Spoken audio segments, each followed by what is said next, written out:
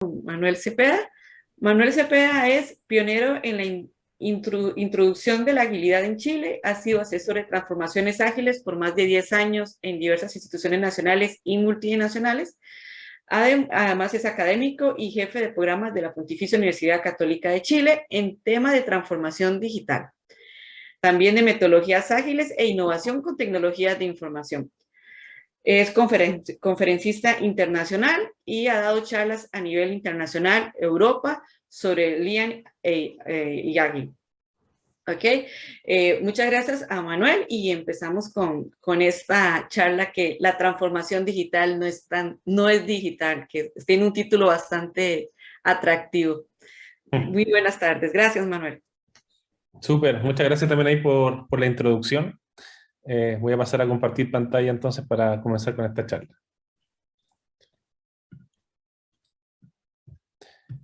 Me imagino que mi pantalla se ve. Correcto. Súper, gracias.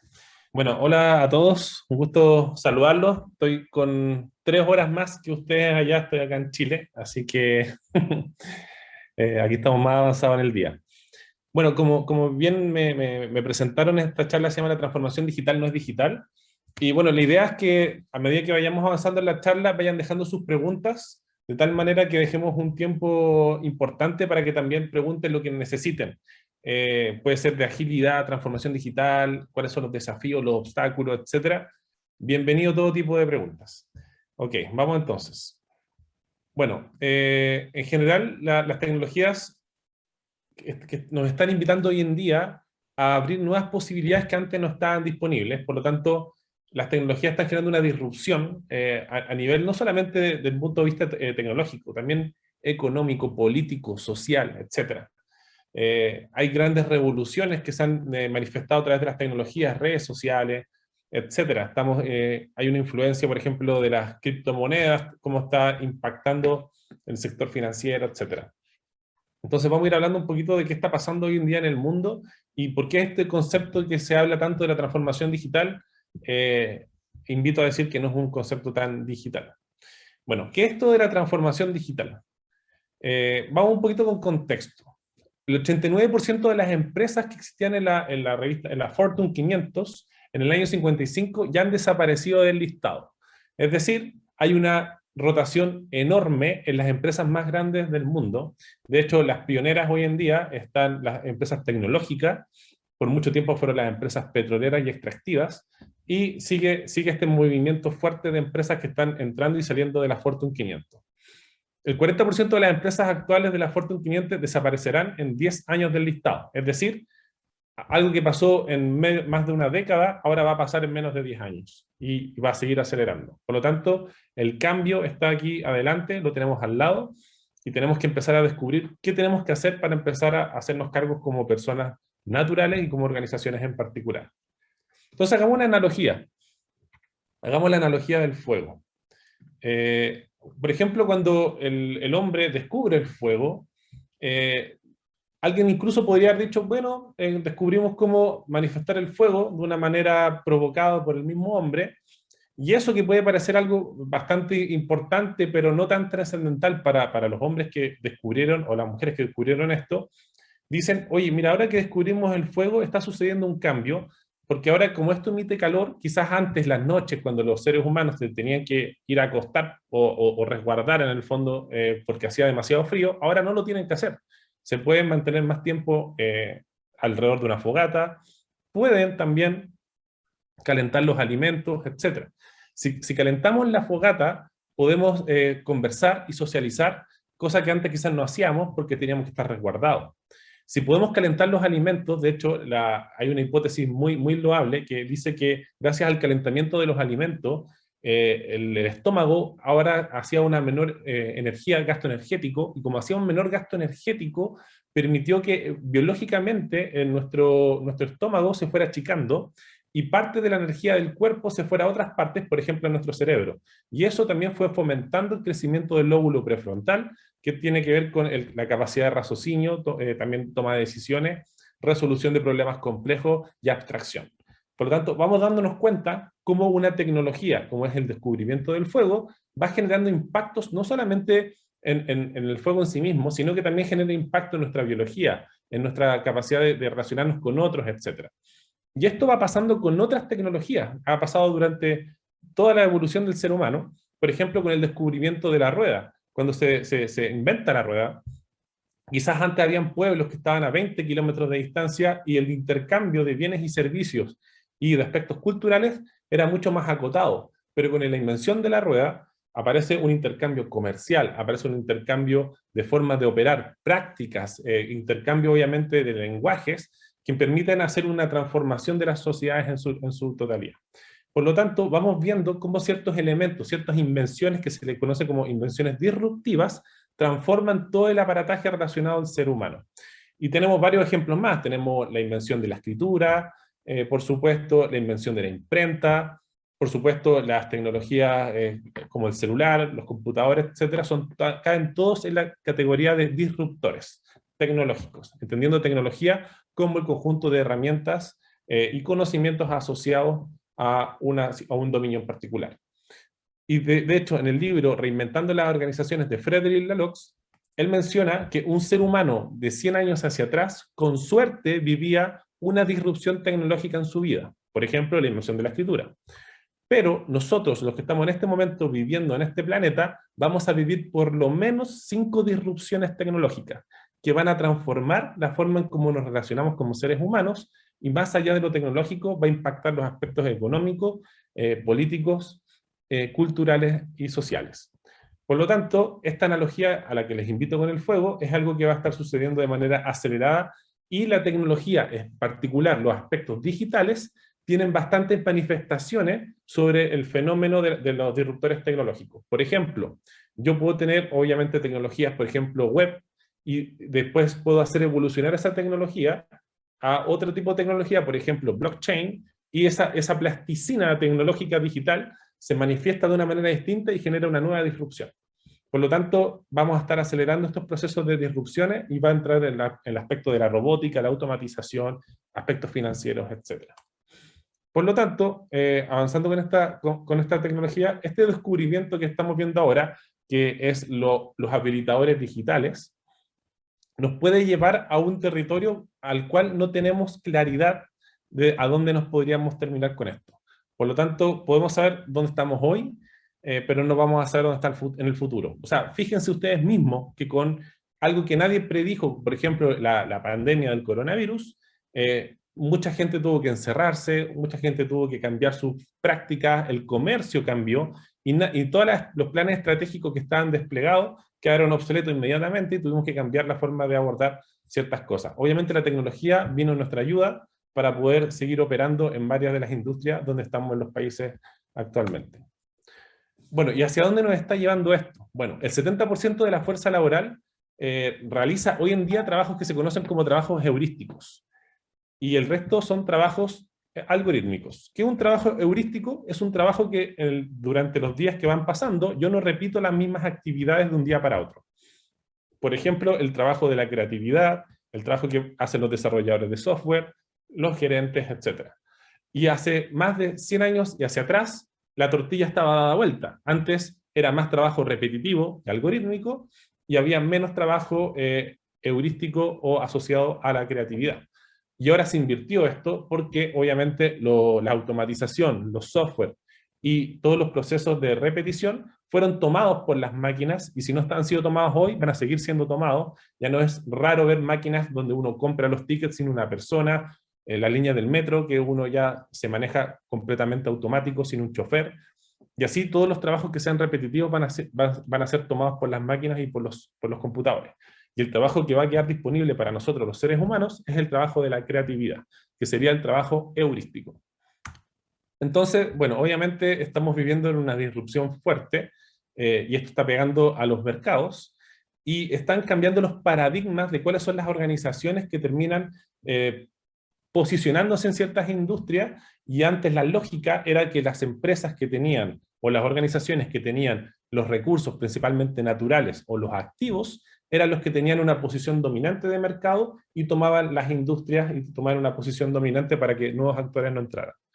Gracias a las disrupciones que hemos estado viviendo y los habilitadores tecnológicos, Ahora el que va a ganar son los más rápidos. Por lo tanto, cuando las empresas son pequeñas, en industrias, por ejemplo, de alta movilidad como el retail o la banca, es más posible que se metan empresas pequeñas y tomen una posición dominante en un nicho que antes estaba abandonado y puedan tomar una posición relevante y posicionarse con respecto a los que están como incumbentes. Bueno, ya tenemos los típicos casos archiconocidos como lo que pasó con Netflix, que fue capaz de adelantarse a las evoluciones digitales y tomó posición dominante en la industria de la película en particular.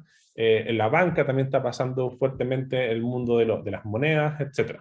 Y esto va a continuar. Obviamente, las empresas grandes ya se dieron cuenta de esto y por lo tanto están buscando estrategias para ser rápidas, obviamente sin perder obviamente los activos y toda la participación que tienen dentro de las industrias en las que están participando. Y ahí aparecen varias estrategias, por ejemplo, crear empresas externas con otras marcas, manteniendo la normal para poder alimentar la anterior, etc.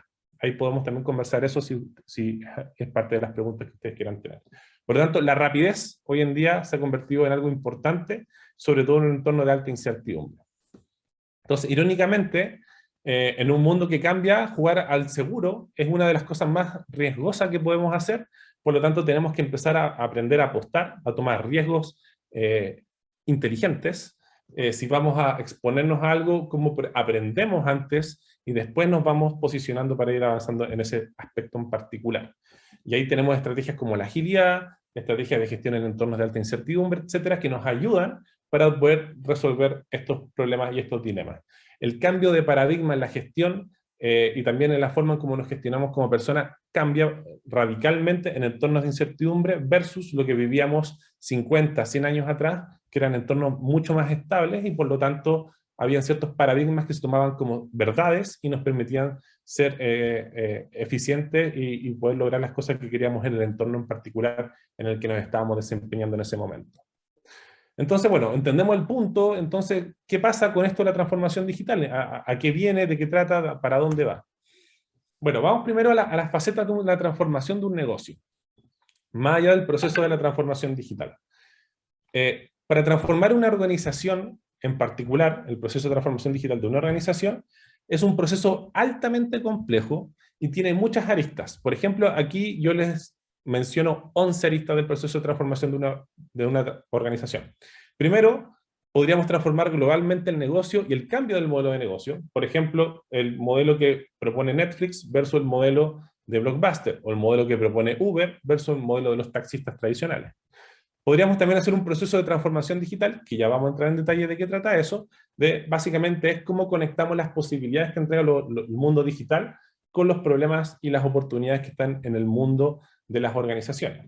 También podríamos hacer transformación en la tecnología, podríamos transformar, por ejemplo, pasar servidores que están comprados por nosotros on-premise y los podríamos pasar a la nube. Transformación del propósito, visión y estrategia que está asociado al número 1. Podríamos simplemente mantener el mismo negocio, pero ya tenemos otra visión y otra estrategia. Como por ejemplo los incumbentes, por ejemplo el mismo Walmart o lo que está pasando con la banca, se mantiene como incumbente, pero cambia su estrategia y su visión. Transformación del liderazgo y el governance.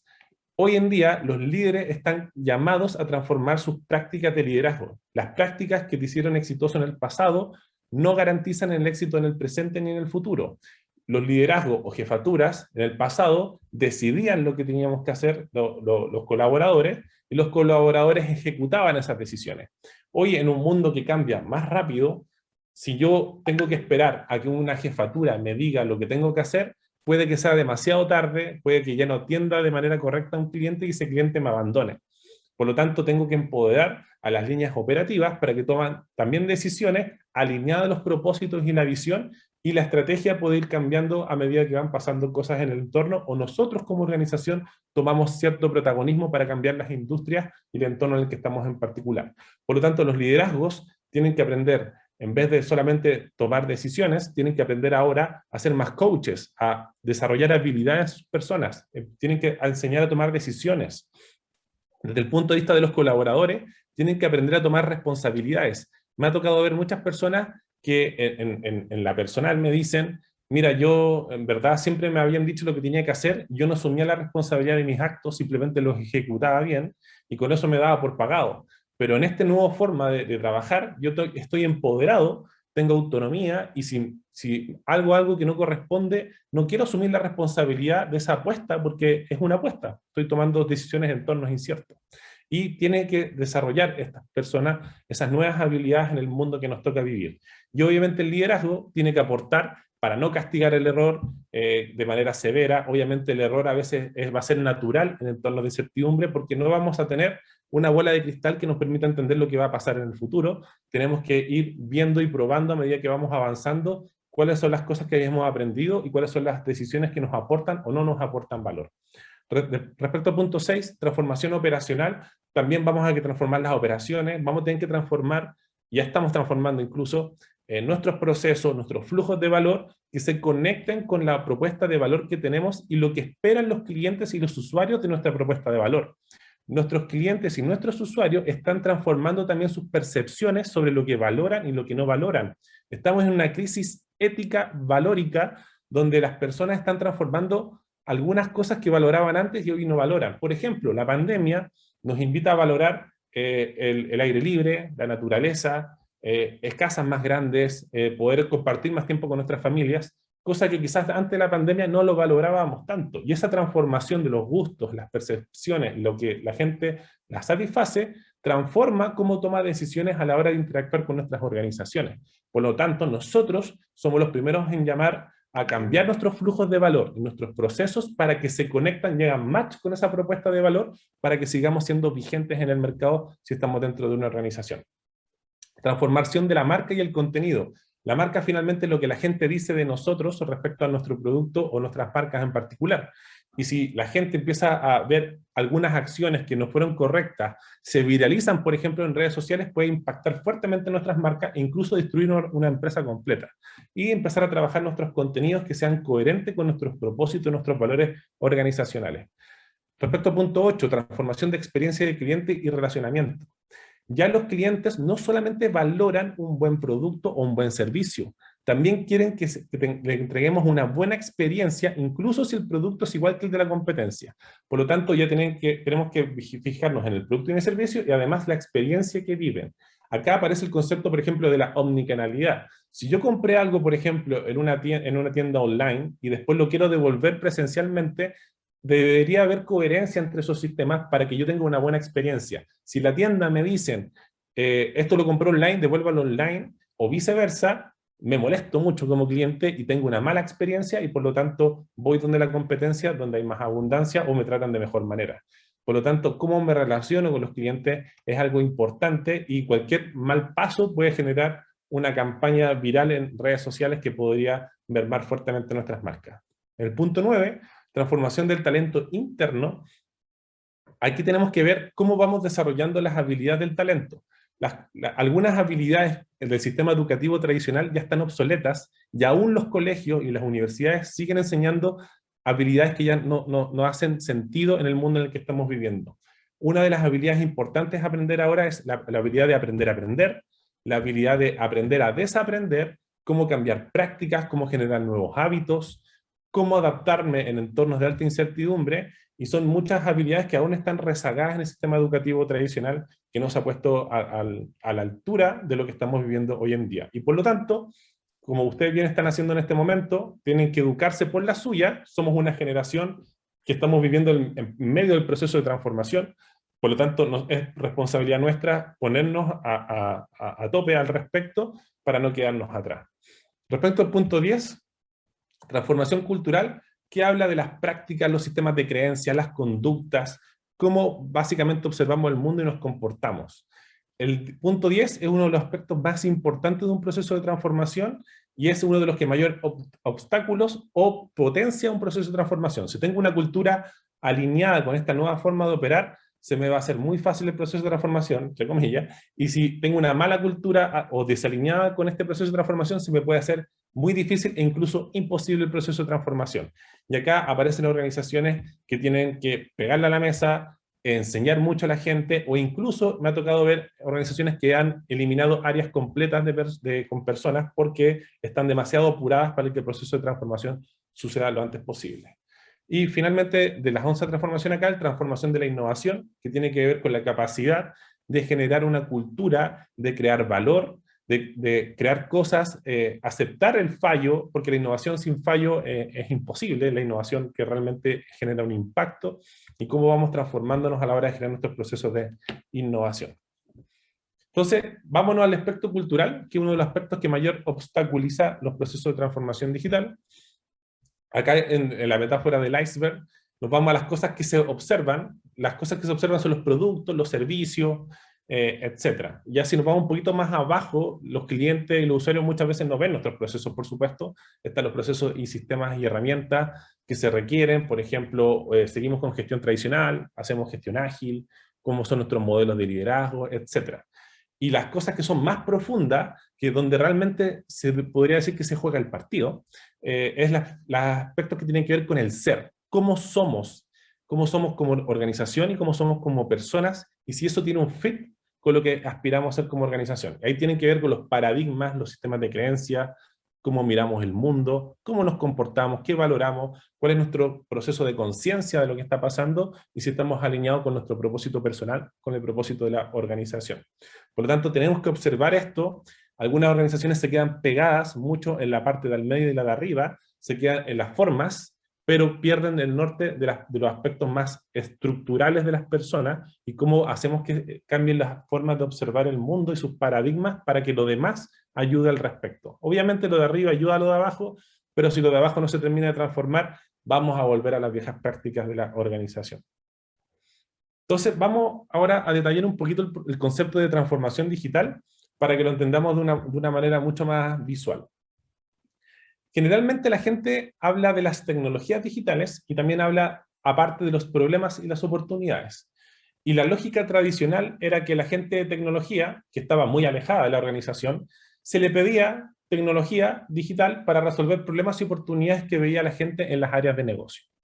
Pero esto tiene una trampa, como definición de problema y oportunidad y como definición de las tecnologías digitales. ¿Cuál es la trampa? La trampa es la siguiente. Realmente, lo que pasa es que no existen los problemas y las oportunidades aisladas en el mundo. No es como que vuelen en el aire los problemas y las oportunidades que tienen que resolver las organizaciones e incluso nosotros como personas. Los problemas y las oportunidades dependen de quien las mire y viven en nosotros como seres humanos. Somos nosotros los seres humanos los que declaramos problemas y oportunidades. E incluso para un mismo problema o una misma situación, una persona lo puede ver como un problema, otra persona lo puede ver como una oportunidad, e incluso otra persona puede que no vea nada. ¿Ok? Entonces, lo primero que tenemos que cambiar en nuestro paradigma es entender que los problemas y las oportunidades están en nosotros. Y por lo tanto, si yo quiero resolver un problema y una oportunidad, tengo que invitar al otro a que observe lo que yo observo de ese problema y oportunidad y podamos hacernos cargo. Vamos a entender que un problema y una oportunidad es el juicio que emite un observador o una persona sobre una situación particular en la que desea un cambio o una situación distinta. Por lo tanto, estoy en A y quiero llegar a B. Cuando quiero llegar a B y lo declaro como ser humano, estoy generando un problema u una oportunidad. De hecho, los budistas hablan de que el deseo es la fuente de sufrimiento, porque si yo no deseara nada, no tendría, entre comillas, ningún problema. ¿Por qué? No deseo nada. Pero fíjense que vive en nosotros, los seres humanos. Vámonos a las tecnologías. Las tecnologías digitales en sí mismas, no generan ningún valor. El valor de las tecnologías digitales es un juicio que emitimos nosotros como observadores, en este caso seres humanos, sobre las posibilidades que entregan estas tecnologías. Si yo tomara este celular en particular ahora y se lo entregara a una persona hace 100 años atrás, esta persona no entendería de cómo funciona ni qué hace este aparato, quizá lo usaría para golpear tornillos o clavos, pero no entendería para qué funciona. Para que le saquemos el provecho y veamos el valor que tiene esto, yo como ser humano me tengo que relacionar con este objeto, entender las posibilidades que entrega y ahí aparece el valor. Por lo tanto, el valor nuevamente es un juicio que emitimos nosotros los seres humanos y sobre algún aspecto particular de las tecnologías digitales. ¿Cuál es el arte de la transformación digital? El arte de la transformación digital es que nosotros como observadores tenemos que hacer que estos dos círculos se intersecten y las posibilidades que nosotros observamos de las tecnologías digitales se conecten con problemas que nosotros observamos en el mundo y podamos resolverlos. Y cuando logramos esa intersección, estamos en un proceso de transformación digital cuando instalamos esta capacidad dentro de nosotros mismos y en las organizaciones. Por lo tanto, la transformación digital es instalar la capacidad de integrar posibilidades que entregan las tecnologías digitales con los problemas y oportunidades que nosotros observamos para resolverlos. ¿Cuál es el gran problema que hubo durante mucho tiempo en las áreas de tecnología? Es que estaban completamente alejadas del área de negocio y por lo tanto lo que veía el área de negocio estaba alejado de la área de tecnología y se perdían muchas oportunidades para resolver problemas en particular. ¿Ok? Entonces tenemos que hacer esta intersección. Por ejemplo, cuando el creador de Uber, cuando crea Uber, quizás muchas personas intentaron reemplazar el sistema de taxis tradicional, pero en ese momento el observador veía el problema: no me gustan los taxis, me dan inseguridad, tengo que ir a la calle a tomarlo, no quiero eso. Lo intentaba resolver y no lograba resolverlo porque no veía posibilidad de la tecnología para resolverlo. Ese observador en particular. Pero cuando aparece el creador de Uber, dice, veo este problema que quizás estaba resignado por la sociedad, y él dice, pero yo ahora veo que hay un celular, está internet, tiene un GPS, puedo crear una aplicación y gracias a esa aplicación puedo coordinar en tiempo real la disponibilidad de un automóvil con la necesidad de una persona para poder transportarse. Por lo tanto, vio el problema como observador y vio la posibilidad de la tecnología, la intersectó y fue un creador de transformación digital en sí mismo. Y por lo tanto, aparece una organización completa como la conocemos como Uber en particular. Y eso pasa en muchos ámbitos. Por ejemplo, Steve Jobs, cuando fue invitado a Xerox PARC, Xerox quería comprar acciones de Apple cuando estaba en sus inicios Apple, y él dijo, perfecto, pero me tienen que invitar a sus instalaciones para poder observar qué está pasando en Xerox. Pasó por la oficina y uno de los gerentes lo iba pasando por los grupos de ingeniería, etc. Y Steve Jobs fue capaz de observar un grupo humano que estaba trabajando en una pantalla y observaba un puntito que se movía por la pantalla y una persona que movía un aparato bastante grande y lo movía por la mesa y el puntito se movía al mismo tiempo. Cuando Steve Jobs le preguntó, ¿qué es eso? Dijo, no, son cosas raras que hacen estos ingenieros que no sirven para nada, pero es para probar ciertas cosas en particular sobre aspectos técnicos.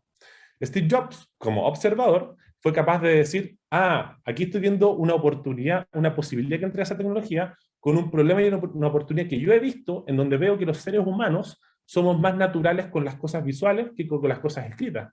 Por lo tanto, si yo pudiese usar esta tecnología para que la gente pueda mover ese aparatito que está ahí, o sea, cosa que se mueve con este mouse, que ya lo supimos después que era mouse, podría generar una posibilidad que la gente no ve. El gerente, desde su observación, no vio esa integración. Steve Jobs sí la vio. Por lo tanto, fue capaz de integrar esos dos mundos y crear una nueva solución, algo que no estaba solucionado antes. ¿La tecnología existía? Sí. ¿El problema existía para Steve Jobs? Sí. Pero faltaba alguien que conectara esa posibilidad y la transformara en un mouse con un puntero, que finalmente fue una tremenda revolución en el mundo digital. Por lo tanto, somos nosotros, las personas, los llamados a hacer los procesos de transformación digital. Las tecnologías digitales obviamente es un habilitador, pero la transformación digital sucede en nosotros. Nosotros somos los que hacemos estas intersecciones.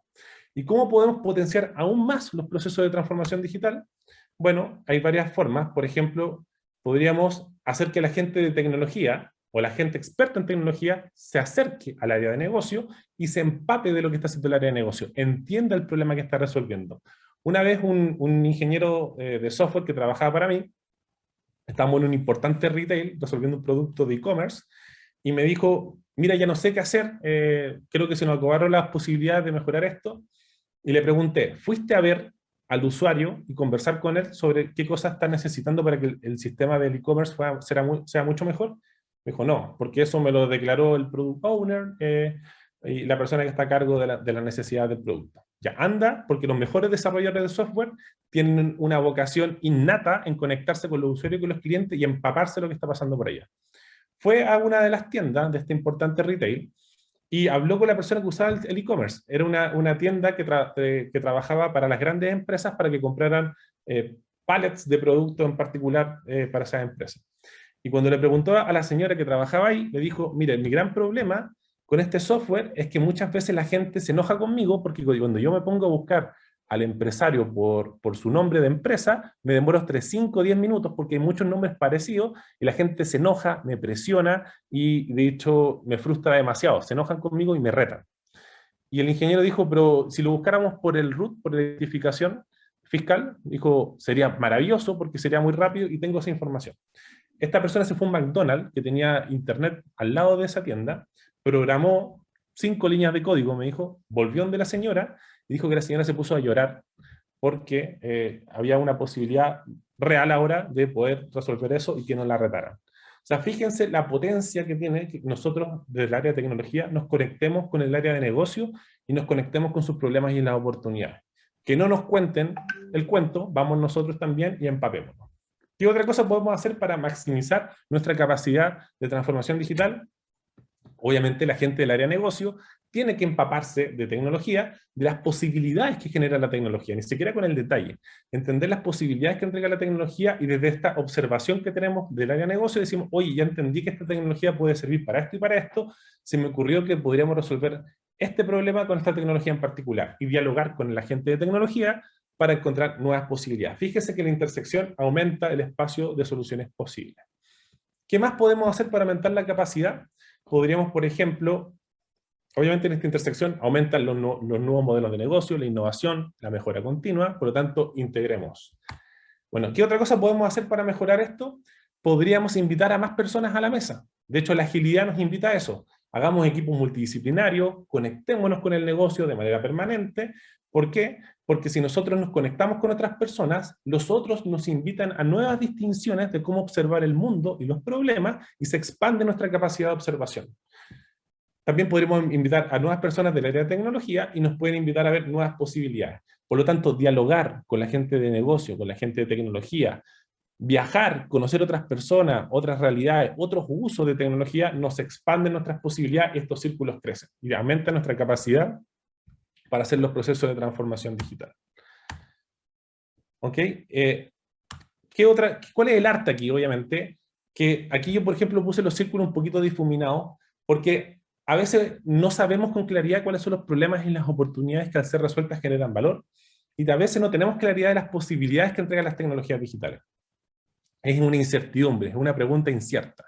Por lo tanto, el arte radica en que tenemos que buscar estrategias, formas de pensar, estrategias de gestión y paradigmas que nos permitan ir explorando las posibilidades que nos entregan las tecnologías y los problemas para ir validándolos, para ver si podemos tener más certeza para poder hacer esta integración. Ahí obviamente aparece todo el mundo de la agilidad, el mundo de la innovación, el design thinking, etc. Y obviamente nosotros transformándonos en ese proceso en particular. ¿Ok? Otra de las trampas en las que estamos cayendo muchas organizaciones, no solamente en Latinoamérica, sino que en el mundo, es que creemos que para hacer transformación digital necesitamos tecnologías disruptivas. Y eso no es certero. Me ha tocado, por ejemplo, ayudar a una aserradero que tenía más de 20 años aserradero y tenía las instalaciones, los procesos productivos tenían varias máquinas en secuencia. Y el problema que tenían es que algunas máquinas producían más rápido que otras y por lo tanto atochaban las máquinas que estaban hacia adelante y las atascaban y se paraba el proceso completo. Con tecnologías de los años 80, y me arriesgo a decir de los años 70, que eran tecnologías web bastante básicas, nosotros lo que hicimos fue conectar simplemente una pantalla donde cada operario podía ver cuál era el inventario al frente de cada una de las máquinas de toda la línea productiva.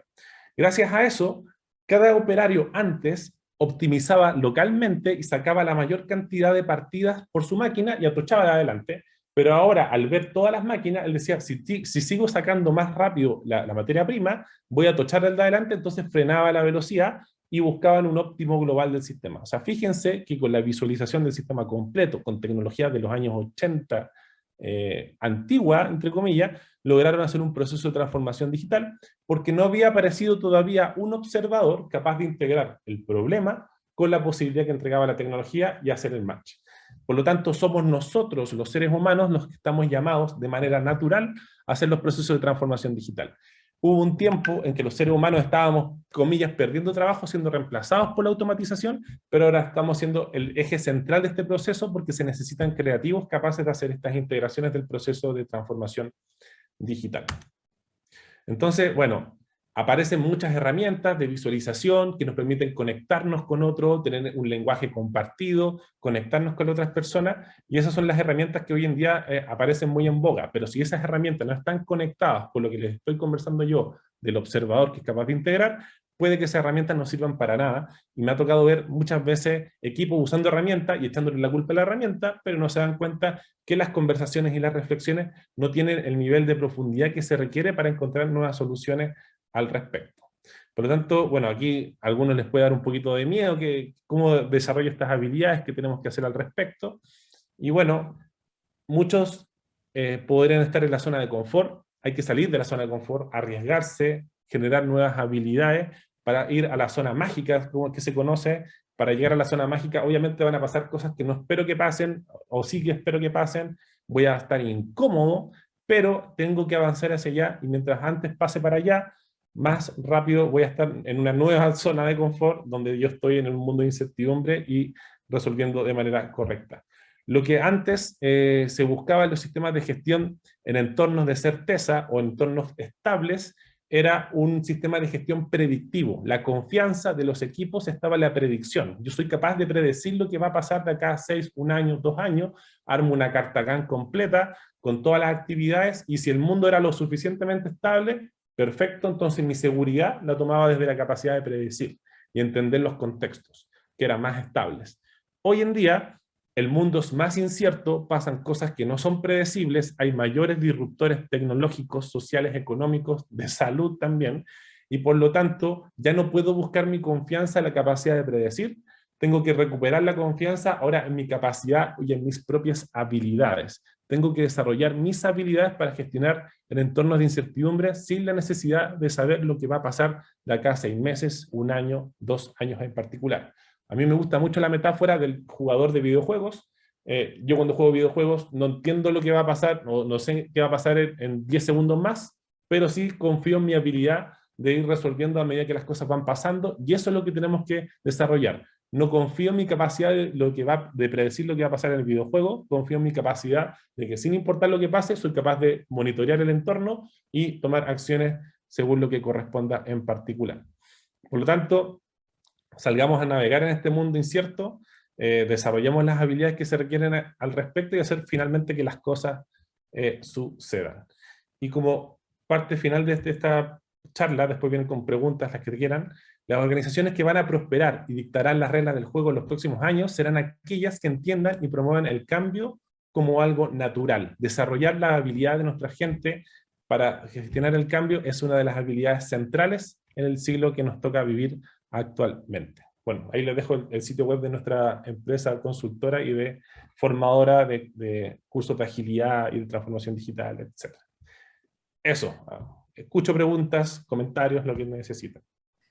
Muchas gracias, Manuel. Muy interesante la charla, la verdad. Y sí, totalmente, ¿verdad? Esta transformación digital no es digital. Aquí tenemos una pregunta. Pues aquí está. Carlos Fonseca nos dice, existe un rol que se llama BA Analista de Negocios de TI. ¿Ese rol está en vigencia bajo este nuevo paradigma de transformación digital? Sí, el analista de negocio.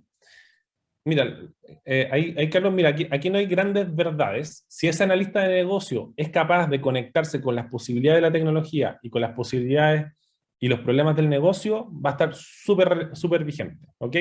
¿Qué va a pasar? Ese rol va a estar cada vez más apretado porque hoy en día los desarrolladores están dándose cuenta de que tienen que desarrollar habilidades de entender el negocio, hablar en ese lenguaje y conectarse directamente con el cliente para no jugar ¿cómo se llama? Al teléfono, que le cuento mi problema al analista de negocio, el usuario, el cliente, después el analista se lo cuenta al desarrollador, estoy jugando el teléfono y puede haber una distorsión de la información que se pasa de un lado para otro. Por lo tanto, estás en riesgo si eres business analyst porque podríamos conectar directamente al desarrollador con las habilidades para hablar con negocio y el negocio que hable con las habilidades directamente con el desarrollador para no jugar al teléfono.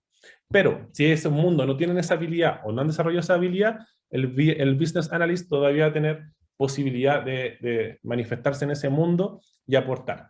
Si, por ejemplo, hay que modelar algo complejo, como un proceso difícil de modelar, también podría tener una oportunidad. Pero si el cliente o el usuario desarrolla esa habilidad, van a empezar a bajar las oportunidades para los BA y van a quedar solamente los roles que tengan que ver más con el desarrollo y la ejecución. De hecho, las organizaciones están aplanando y los roles que tienen que ver más con coordinación o gerenciamiento están desapareciendo, y lo que están buscando las organizaciones son personas que metan las manos y se las ensucian y trabajen y se coordinen con otros. Esa sería la respuesta que te podría dar a priori, en el fondo, obviamente, bastante amplia. Muchas gracias, Manuel. Hay otra pregunta. Luis Carlos Pérez nos pregunta, ¿el acceso parcial a toda la gama de tecnologías existentes limita la transformación tecnológica? ¿Y cómo lidiar con esa barrera? Efectivamente. Mira, lo conecto con lo que hablaba del círculo de la derecha. Nosotros, los seres humanos, somos los que vemos las posibilidades de las tecnologías. Las tecnologías en sí mismas no tienen valor. Lo que tiene valor es el juicio que nosotros emitimos sobre la posibilidad que tiene esa tecnología en particular para resolver o no un problema o tomar una oportunidad. Y efectivamente somos seres limitados, no podemos aprenderlo todo, saberlo todo. Es más, no sabemos lo que no sabemos, por lo tanto puede que tengamos cegueras cognitivas sobre cosas que hoy día ya están sucediendo como posibilidades tecnológicas, pero como no las sabemos, y no sabemos que no las sabemos, no sabemos cómo ir a buscarlas, por supuesto.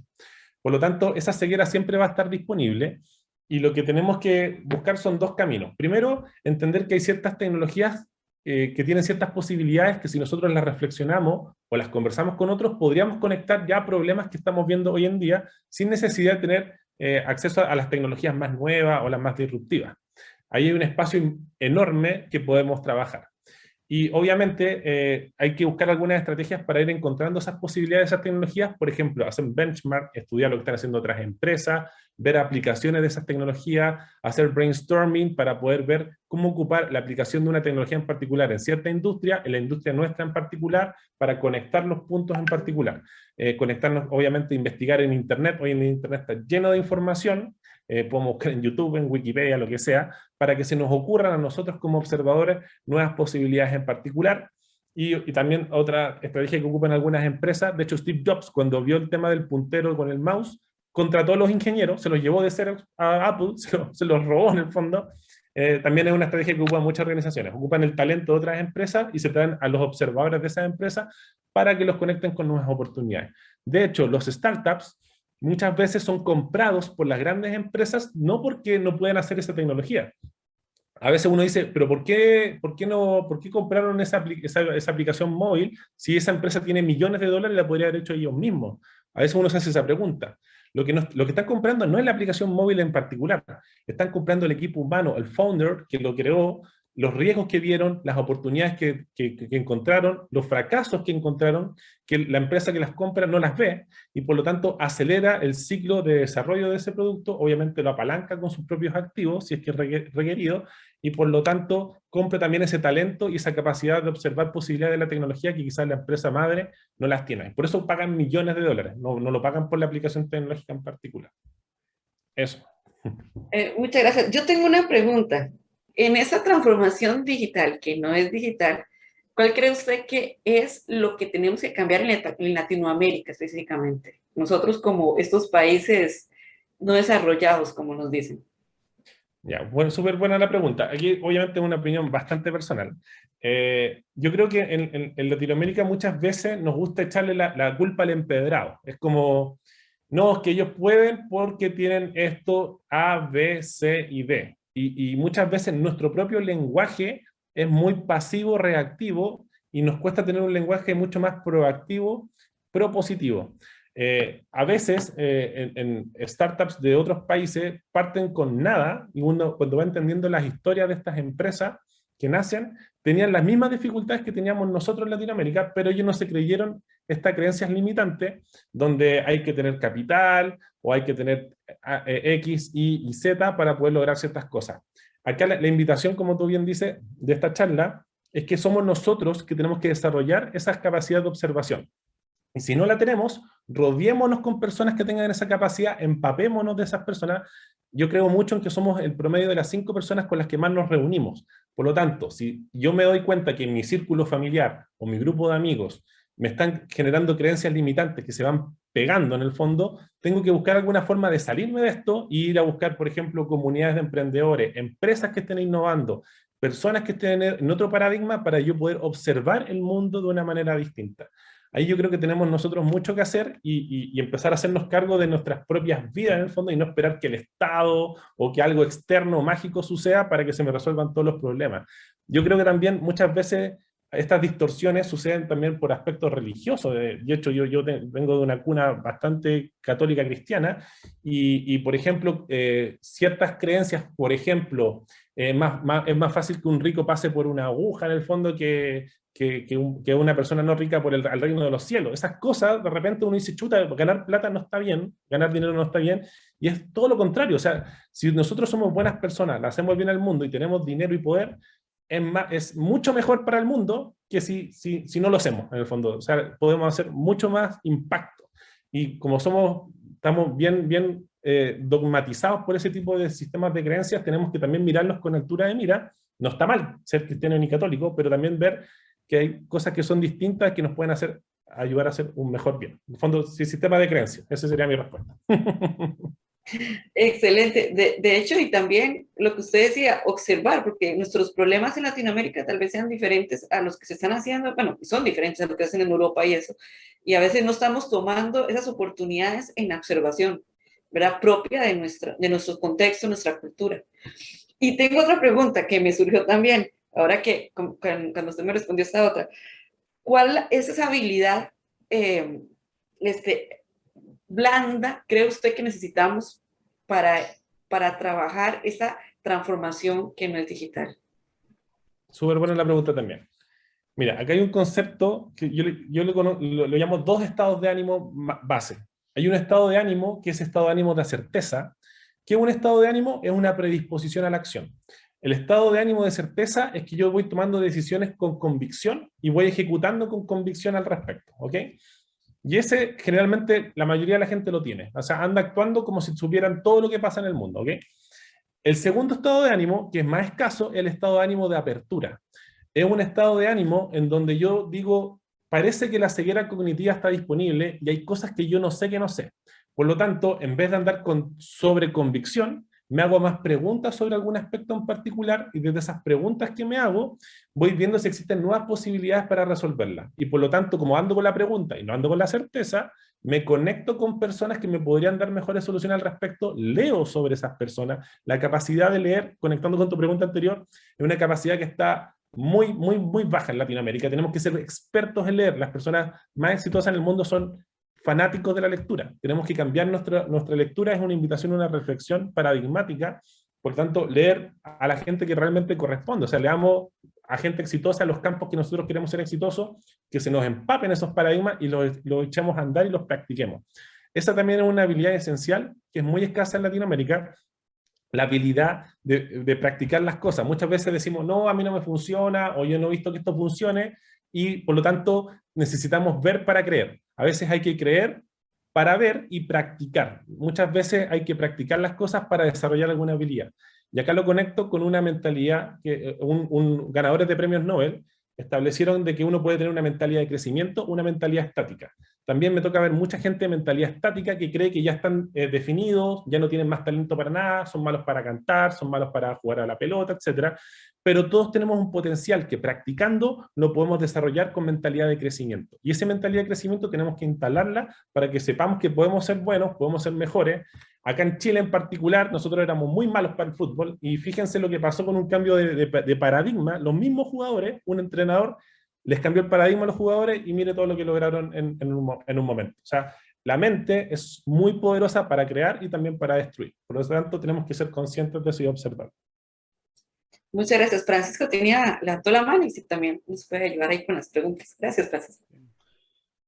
Manuel, un saludo, un placer para mí saludarlo. Levanté la mano, pero acabo de bajarla porque usted me respondió la pregunta en sus últimas 30 segundos en la intervención pasada.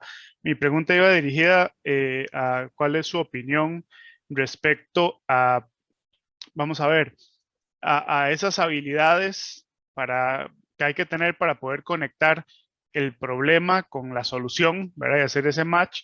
Mi pregunta era si eso es ejercitable, ¿verdad? Si las personas ya vienen así de fábrica o es una habilidad que se puede ejercitar, ¿verdad? Nosotros muchas veces o siempre llegan a nosotros los casos de éxito, ¿verdad? Cuando los desarrolladores sacaron una del estadio y lograron no sé, pegar Netflix o Uber, pero no sabemos todo lo que hay detrás de eso. Entonces, en parte, quizás usted ya respondió la pregunta, pero bueno, por ahí iba mi consulta. Muchas gracias. Sí, y bueno, para complementar la pregunta, bueno, efectivamente es una habilidad que se puede entrenar. Es verdad también que hay gente que tiene un potencial de talento más amplio que muchas otras personas, pero generalmente, por no decir siempre, nunca llegamos a nuestro máximo potencial. Y el máximo potencial se desarrolla con esfuerzo, con repetición, practicar, practicar, practicar. Hay un ejercicio que me gusta hacer mucho con mis alumnos, es que les digo, ¿cuánto se demoran en escribir su nombre completo? No, primero les pregunto si saben escribir su nombre completo. Todos me dicen sí, obvio. Después escriben su nombre completo y le pongo un cronómetro. Ya, 7 segundos, 8 segundos se demora. Bueno, si saben escribir su nombre, cámbianlo de mano. Cambian de mano el lápiz y empiezan a alegar. Pues dicen, no, debe ser más difícil, ¿qué está pasando acá? Etcétera. Les digo que lo escriban con la otra mano y obviamente sale de pésima calidad, lento, etcétera. Entonces, ahí les muestro el fenómeno de que desarrollar una habilidad no es una actividad solamente mental, de entender, es una habilidad que tiene que ver con el cuerpo y tenemos que incorporar, que es una palabra que viene del latín, in, hacia adentro, corpo, del cuerpo, tenemos que incorporar las habilidades y el cuerpo también aprende. ¿Cómo aprende el cuerpo? Si tenemos que desarrollar habilidades de venta, a veces nos va a dar miedo que alguien nos rechace, cuerpo, emoción, las emociones son cuerpo. Tengo que entrenar mi cuerpo, si nosotros entrenamos la emoción de rechazo, vamos a ser cada vez mejores para que no nos rechacen y nos va a doler menos. Si entrenamos la habilidad de tolerar el fracaso, vamos a ser cada vez mejores para tolerar el fracaso. Si toleramos la emoción de no sentirme menos que el otro y desarrollo mi autoestima, después cuando tenga que jugar un partido con los alemanes no me voy a achicar. O sea, esas son habilidades que se entrenan y hay que practicarlas y obviamente si tengo un coach, un mentor, mucho mejor, porque me muestra el camino, pero la responsabilidad finalmente es mía y esa habilidad efectivamente se puede entrenar. Hay empresas como Airbnb, vean la historia de Airbnb, está en YouTube, fracasaron por años y la persiguieron hasta que lograron el éxito y muchos inversionistas están arrepentidos al día de hoy de no haber invertido en Airbnb en varias rondas. Muchas gracias. Vamos a cerrar con la última pregunta que está acá, que está súper interesante, pero como siempre, el tiempo no nos permite extendernos más. Dice, es de Fabio Salazar. Dice, si el avance de la transformación tecnológica sigue en aumento, reemplazando a la mayoría de los trabajos repetitivos, gracias al uso de nuevas tecnologías, los trabajos disponibles serían solo los que requieran creatividad. ¿No sería bueno crear leyes o algo parecido para asegurar que no todos los trabajos repetitivos sean reemplazados por máquinas? Súper, muy buena la pregunta y tiene que ver con varios aspectos político-económicos en todo caso de esa pregunta. Bueno, yo favorezco mucho el libre mercado. A mí me encanta el libre mercado porque favorece que uno se apropie de su destino versus, por ejemplo, que se creen ciertos sistemas para ir restringiendo que a ciertas cosas aparezcan.